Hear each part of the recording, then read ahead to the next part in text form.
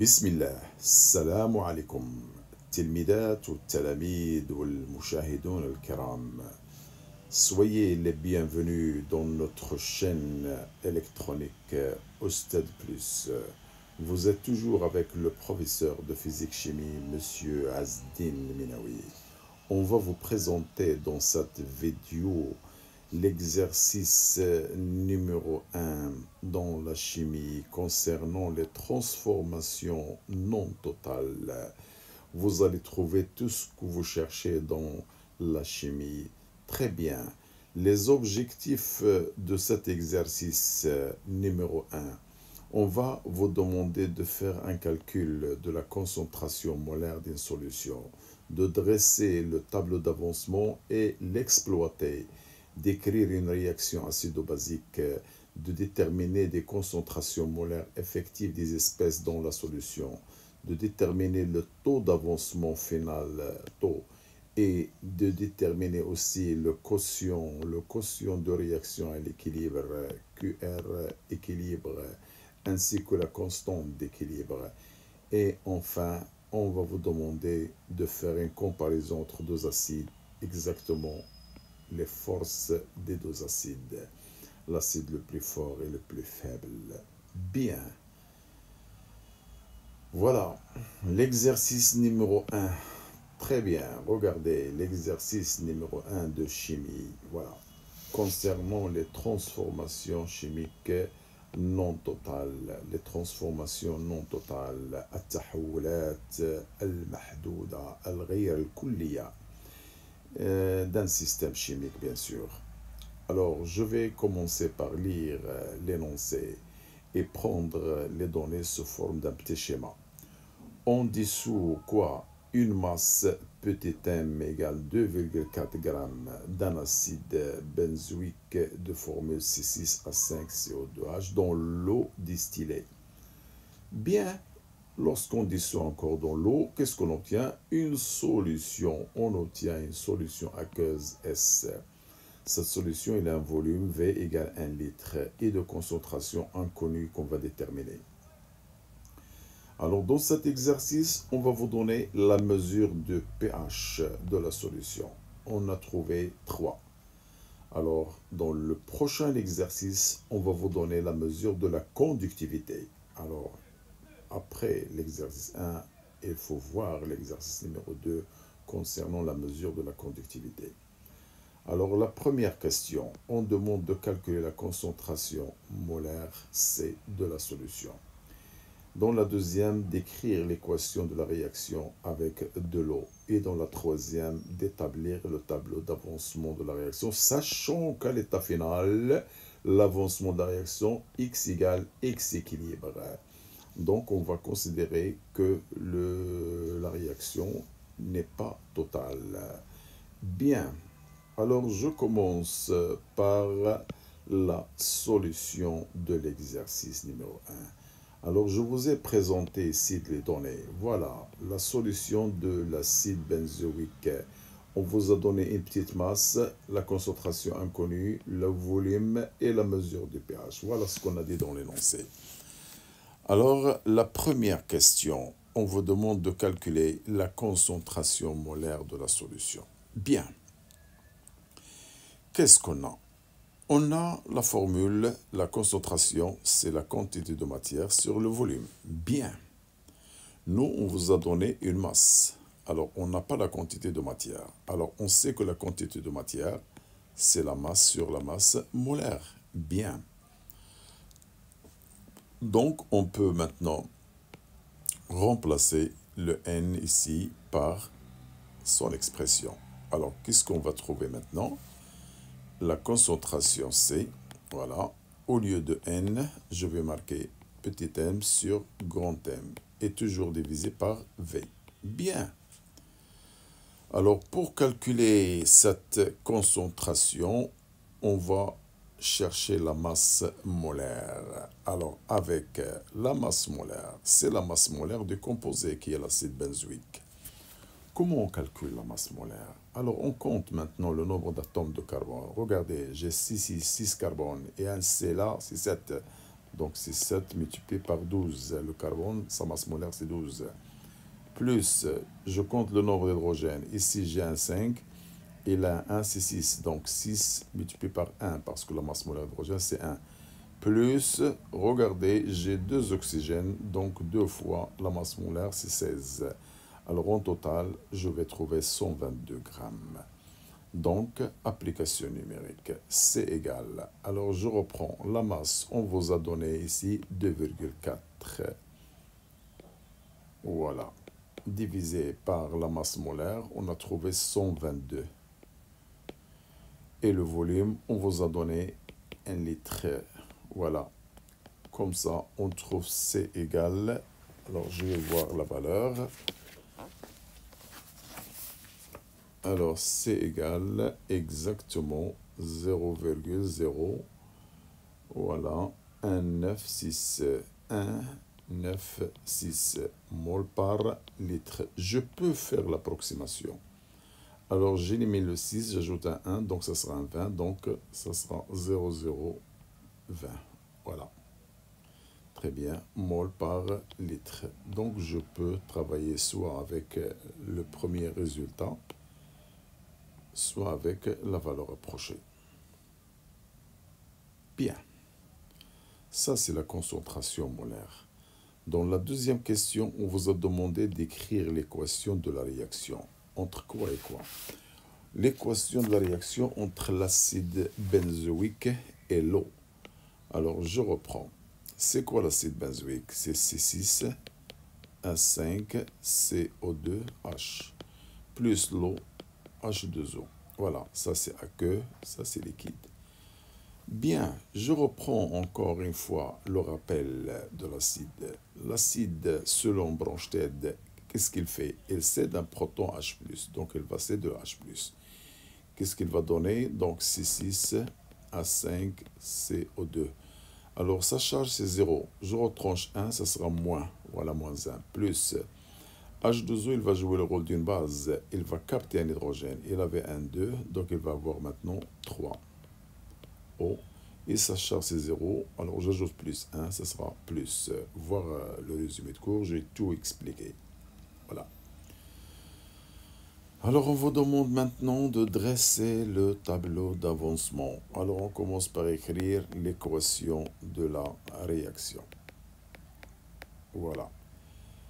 Ici, l'état du système. Et là, l'avancement. Ici, alors je vais écrire les trois états.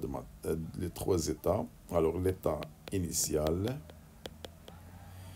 l'état au cours ou bien l'état intermédiaire et enfin l'état final. Très bien. Alors, je commence par écrire l'équation de la réaction. Alors, C6H5CO2H plus H2O, ça va donner, alors on considère la réaction limitée, double flèche, C6H5CO2- plus H3O+. Bien. Plus. Voilà. Je vais ajouter les indices.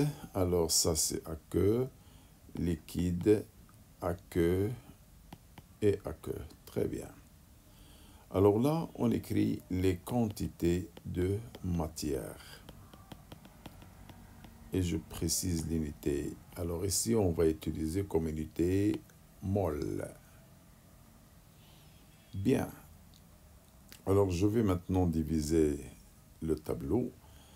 Alors, j'ai 2 réactifs, donc j'aurai 2 cases. J'ai 2 produits, donc 2 cases. Alors, ça, c'est la séparation entre les réactifs et les produits. Bien. Qu'est-ce qu'on va marquer maintenant?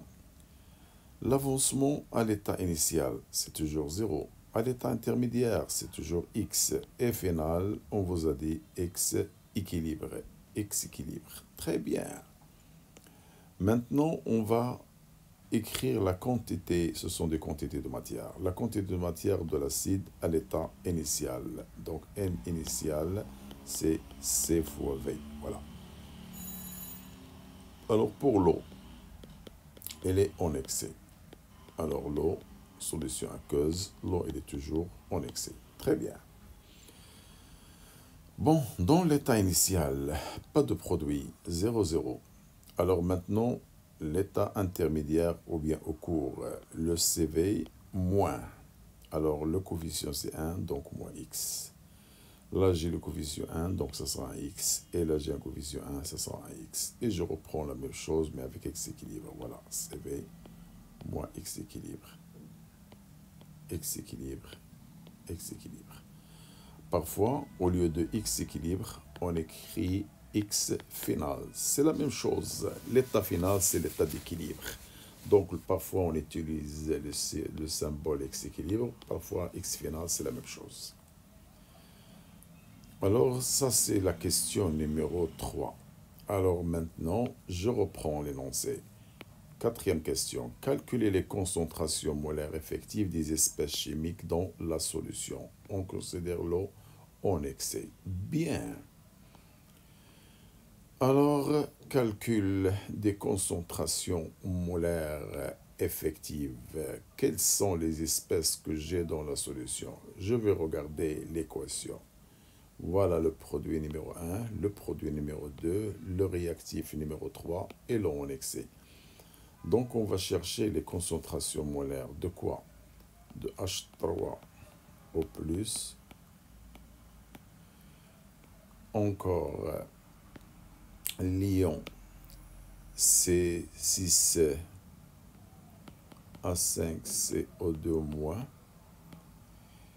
et l'acide C6H5CO2H. Voilà ce qu'on va chercher. Alors, pour déterminer ces concentrations molaires effectives, je dois utiliser le tableau. Voilà l'exploitation du tableau.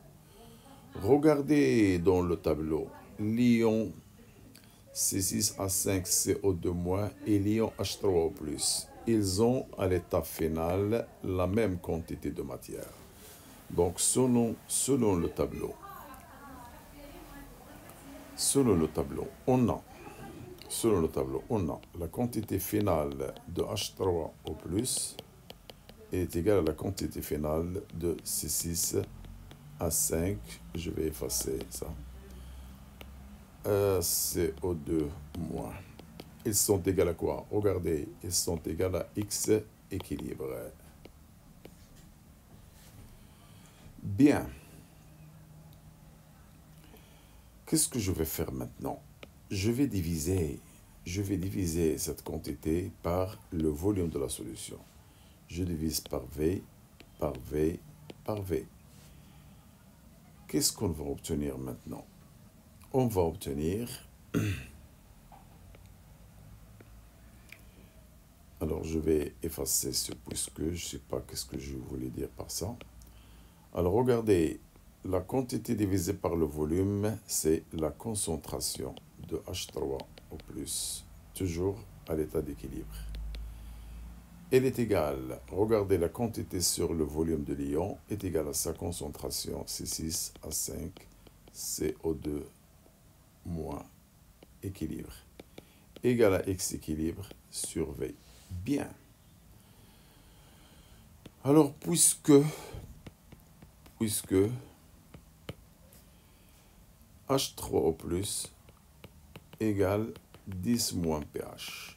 Bien, je vais l'exploiter parce que j'ai la mesure de pH. Regardez le pH. On a 3.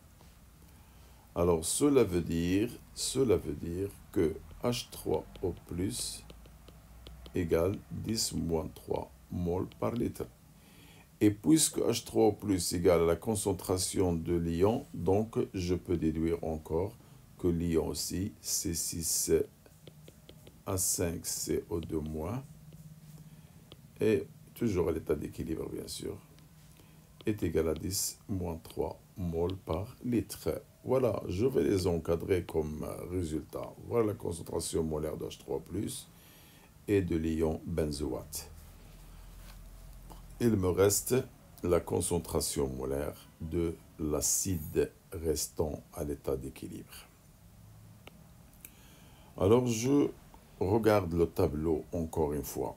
Regardez le tableau avec moi. L'acide, le voilà. Sa quantité à l'état final, c'est CV moins X final. Je peux l'écrire comme ça.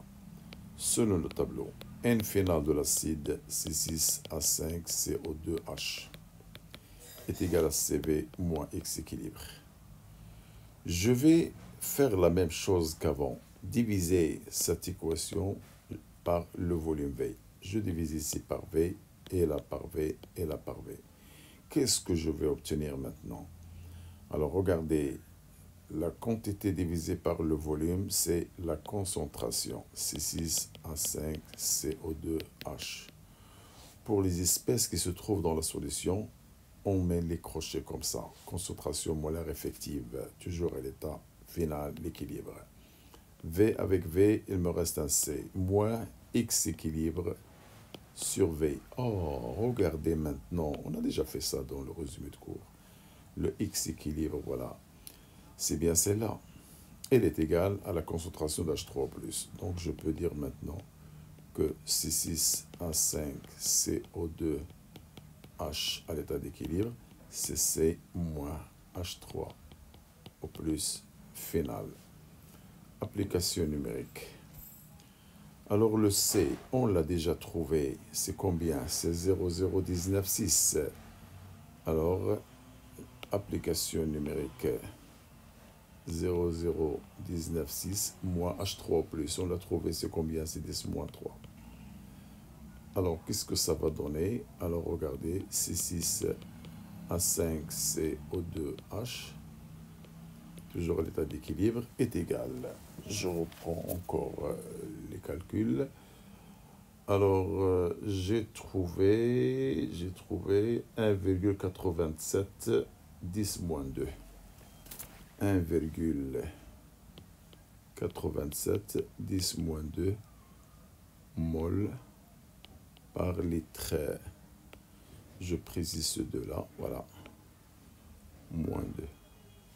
Bien, je vais l'encadrer. Voilà les concentrations molaires effectives des espèces présentes dans la solution. Voilà le 1, voilà le 2, et voilà la troisième. Bien. On vous demande maintenant de déterminer, je vais vous montrer la question dans l'exercice. Alors regardez le 5. Exprimez le taux d'avancement en fonction de H3 plus C et calculez le taux. Et après, il faut conclure. Bien. Alors, je vais faire descendre cette partie-là un petit peu en bas pour laisser de l'espace. Bien. Maintenant, regardez avec moi le taux d'avancement final en fonction d'H3 plus et C.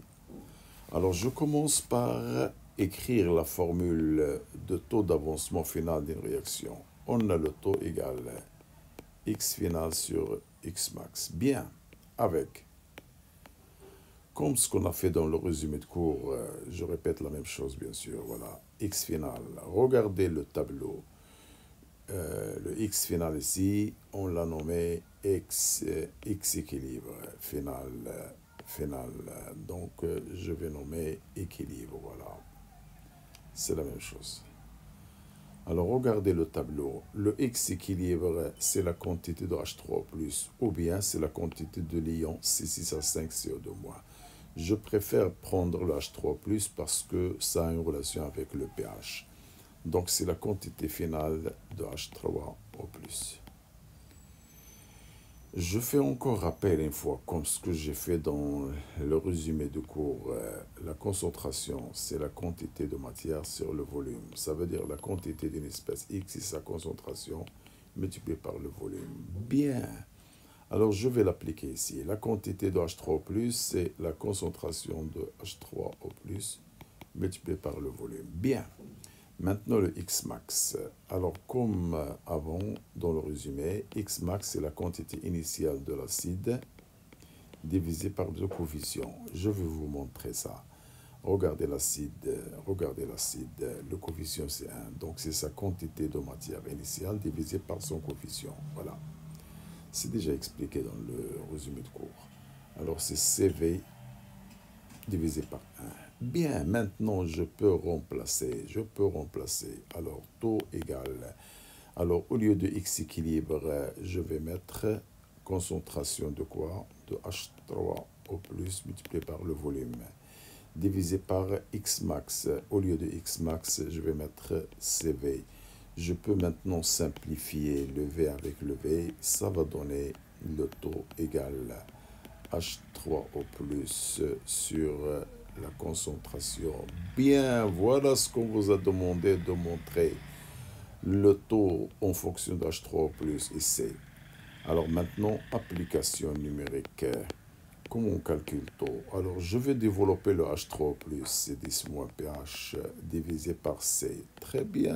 Alors, qu'est-ce qu'on va maintenant appliquer? C'est 10 moins. Le pH, c'est donné, c'est 3. Et la concentration, c'est déjà trouvé. Voilà, c'est marqué à côté. C'est 0,0196. Alors, comme ça, on trouve le taux égal. Alors exactement à peu près 0,05. Donc à peu près 0,05, ça veut dire 5%.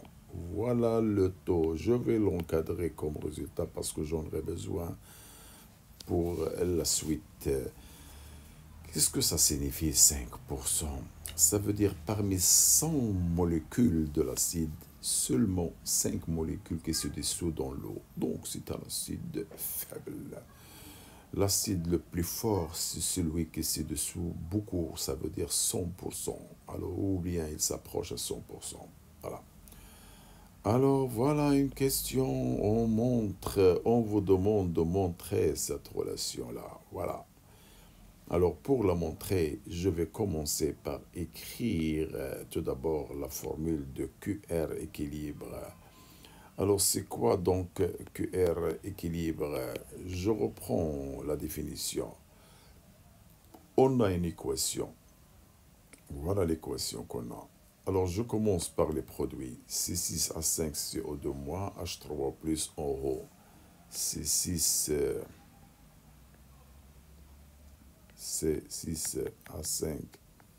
CO2- à l'état d'équilibre, multiplié par H3O plus à l'état d'équilibre. Les coefficients, ils sont 1, 1. Voilà.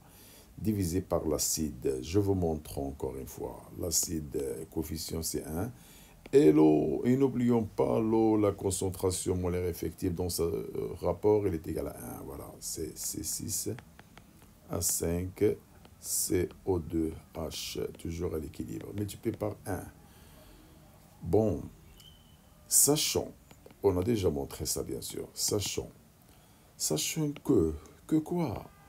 Que la concentration de H3O plus à l'équilibre, elle est égale à la concentration de l'ion C6H5CO2- à l'équilibre. Voilà. C6H5, voilà. Je vais effacer pour l'écrire correctement. Voilà. Doucement, monsieur Asdin. Qui te presse? Le temps? Oui, je sais que le temps me presse. C6H5 CO2- équilibre. Et on a montré aussi que l'acide C6H5CO2H à l'équilibre, c'est C-H3O plus à l'équilibre. Je vais vous montrer ces résultats. Voilà. On a montré cette égalité et celle-là aussi. Regardez, voilà. Donc, je vais remplacer maintenant. Alors, qu'est-ce qu'on va écrire maintenant? Le QR équilibre égale. Alors, au lieu de cette concentration, je vais le remplacer par H3O+. H3O+, H3O+, c'est H3O+, au carré. Voilà. Équilibre au carré. Divisé. Au lieu de la concentration molaire effective de l'acide, je vais le remplacer par cette expression. C moins H3 au plus à l'équilibre. Très bien, voilà ce qu'on cherche, ce qu'on vous a demandé de montrer. Très bien, je vais maintenant encore revoir l'exercice. La question numéro 7. On vous a demandé de calculer que l'équilibre. Très bien. Application numérique. Alors, regardez l'application numérique QR équilibre, elle est égale. Alors, H3 au plus au carré, on l'a déjà calculé. Voilà, c'est 10 moins 3. Et si 6 à 5, c'est 2 moins. Aussi, c'est 10 moins 3. Alors, application numérique, c'est 10 moins 3 au carré, divisé par l'acide. Regardez l'acide. Voilà, 1,82, 10 moins 2. Non. Oui, c'est bien ça. Alors, l'acide, c'est C moins H3 plus. Donc, c'est 1,82, 10 moins 2. 1,82, 10 moins 2. Alors, ça va donner QR équilibre égale. Je vais voir le résultat. Peut-être elle est à côté de moi. Alors, c'est 5,3, 10 moins 5. 5,3, 10 moins 5. 5,3, 10 moins 5. Très bien, je vais l'encadrer. Voilà le résultat, le quotient de réaction à l'équilibre, sans unité bien sûr. Alors maintenant, je passe à la question numéro 7. Qu'est-ce qu'il dit cette question numéro 7? Regardez, déduire la constante d'équilibre K de la réaction. Bien, qu'est-ce qu'on a dit dans le résumé de cours? La constante d'équilibre, je vais effacer, la constante d'équilibre K, elle est toujours égale au quotient de réaction à l'équilibre. Bien, donc cela veut dire que K égale aussi 5,3, 10 moins 5. Bien, alors voilà la constante d'équilibre de la réaction. Maintenant la question numéro 8. Regardez la question numéro 8. Une solution aqueuse S' d'acide éthanoïque H3, c'est-à-dire une autre solution. De même volume que la précédente, 1 litre, et de concentration C', c'est-à-dire de même concentration. On va faire la comparaison entre deux acides différents, de même volume de solution et de même concentration. La mesure du pH de cette nouvelle solution, il a donné 3,2. Donc, qu'est-ce qu'on demande de calculer le taux d'avancement final de la réaction de l'acide éthanoïque avec l'eau? On cherche le taux d'avancement. Regardez ce que j'ai marqué là. J'ai déjà préparé, pour ne pas perdre de temps, la nouvelle solution de cet acide. Voilà, le volume 1 litre, la concentration c'est 0,0196 mol par litre, de même concentration que C. Mais la nouvelle mesure de pH donne 3,2 cette fois-ci. Alors on vous demande de calculer le taux d'avancement. Je vais exploiter les résultats précédents. Alors c'est quoi le taux d'avancement? C'est X équilibre sur X max. Alors, il nous a donné comme démonstration sur le tableau, taux prime, c'est 10 moins pH divisé par C. Alors, le pH cette fois-ci, c'est prime. Alors, application numérique, le taux prime est égal à 10 à la puissance moins, alors on vous a donné 3,2 divisé par C, même concentration, 0,0196. Alors comme ça, on va trouver le taux prime égal. Alors on a trouvé 0,032. 0,032, ça veut dire 3,2%. Oh, regardez le résultat trouvé. Alors 3,2%, ça veut dire que parmi 100 molécules, il y a seulement dissociation de 3,2 molécules. Ça veut dire dans 1000 molécules, il y a 32 molécules qui sont dessous. Voilà. C'est-à-dire moins fort que l'acide benzoïque. On va conclure ça dans la suite de l'exercice. On vous demande dans la question 8,2, voilà, regardez le 8,2, de calculer le quotient de réaction, bien sûr, de la réaction de cet acide CH3CO2H. Bien. Alors, je vais exploiter la formule qu'on a déjà montrée. Alors, Q' de R équilibre, voilà. Alors, pour nous, l'acide donné, c'est CH3CO2H. Alors, regardez avec l'eau, qu'est-ce qu'elle va donner. Alors, il va céder un H, il va donner CH3CO2- plus H3O+. Alors, le quotient de réaction.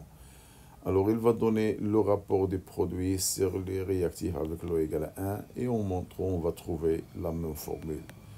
H3O+, équilibre, prime, mais vous voulez, au carré, divisé par C' qui est égal à C moins H3O+, équilibre, prime.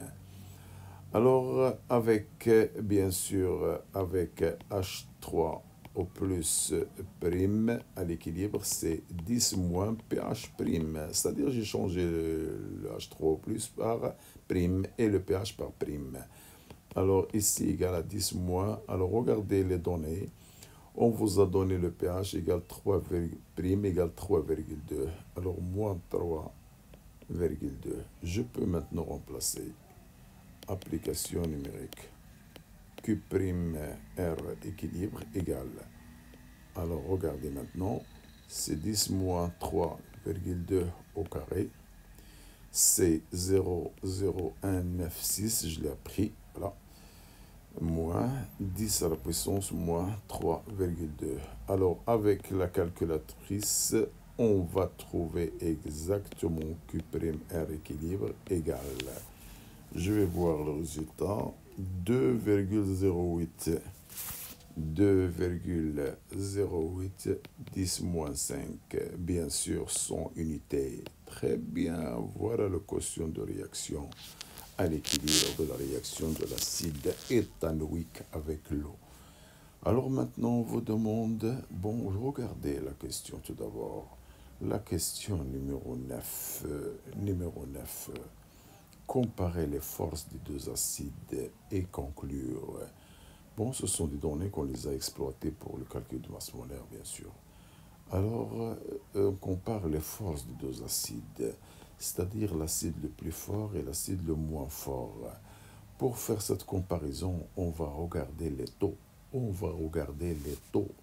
C'est-à-dire les taux d'avancement final déjà calculés. Alors, la comparaison des forces des deux acides, voilà le premier et voilà le deuxième. Voilà la règle. L'acide le plus fort, c'est celui qui a le taux d'avancement le plus grand. Voilà. Très bien. Alors, qu'est-ce qu'on a trouvé? On a trouvé taux prime et taux. Alors, les résultats. Alors, on vous a dit que taux prime égale, je crois, 3,2%. Par contre, taux égale 5%. Ça veut dire le taux prime est inférieur à taux. Donc, quel est le plus fort? C'est celui qui a le taux le plus grand. Donc, l'acide C6H5CO2H est plus fort que l'acide CH3CO2H. Bien, conclusion. Une conclusion. Alors, regardez la conclusion. Est-ce que le temps dépend du quotient de réaction, le taux d'avancement?